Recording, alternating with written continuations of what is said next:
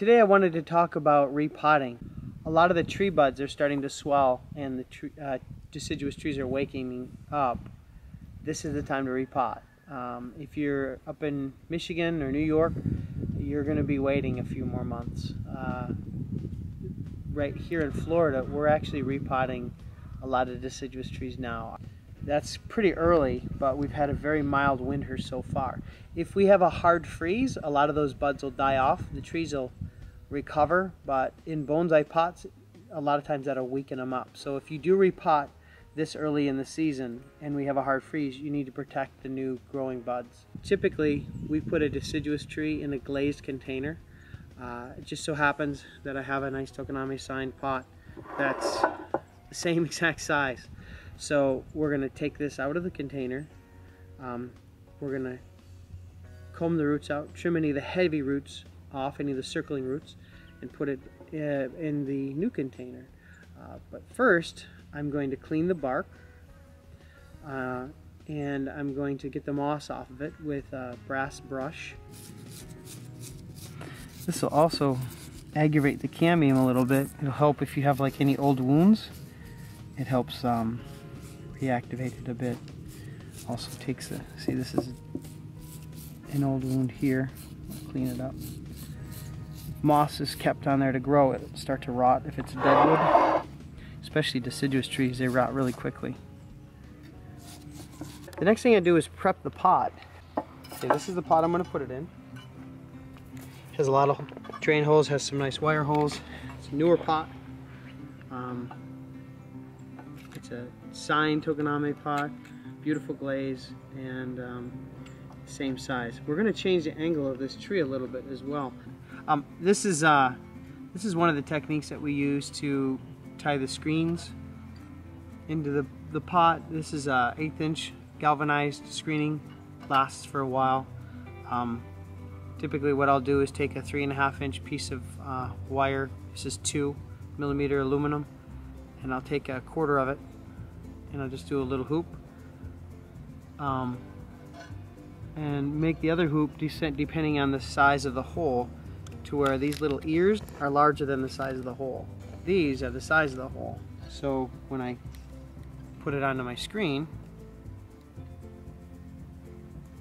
like this, I can slip it into the hole and attach it underneath like that. You want a bonsai pot that has good sized holes and multiple holes, ideally with a bigger little pot like this, because you don't want your tree to have wet feet. You want to have perfect drainage. Also, when you water your tree, as you water it, the water goes down and actually draws in a fresh charge of oxygen around the roots. And then when I put the tree in, I'll put these wires on the underside root so you don't see it. You don't want to see the tree tied in. I took this out of the pot and you can see these healthy, full of roots. It's time to just do a light comb out. If there's any nabari or rootage issues that we need to address, such as roots that are starting to cross, we work them out to where they have a nice radial root spread. Also, if it's heavy, we take the roots come out long, they start to circle, we cut all those really long roots off. We're always trying to encourage new ramification of the roots, just like up on the top. Okay, so what I'm going to do now is I'm going to put the tree in the bonsai pot. What I did is I put a drainage layer here. I mounted it up kind of like a pyramid.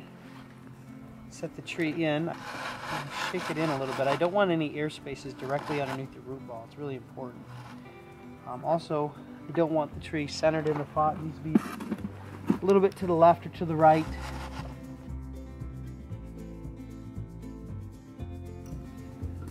Okay, next thing I do when I put the soil in is I use a chopstick, feed the soil in and around the roots. I don't jam it in real hard. I put it in there and I go side to side. I make sure that there's no big air spaces in and around the roots, because if there is, the soil desiccates a little bit. Those roots will be the first ones to desiccate and die.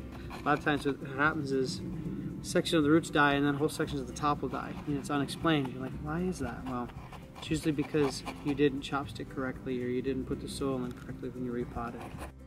I leave the ties on there. I didn't superly tighten them because I wanted to pack the soil in first. That way when you tie them in, it doesn't collapse into the air pockets. It'll actually get tied into soil. When I tie the tree and I pull it and then twist. Okay, once it's twisted firm enough, I take this whole thing, put it underneath the soil. So now you don't even see where the wire was. Also, when you put the soil on, you should always have a lip. So when you water, the soil doesn't wash away.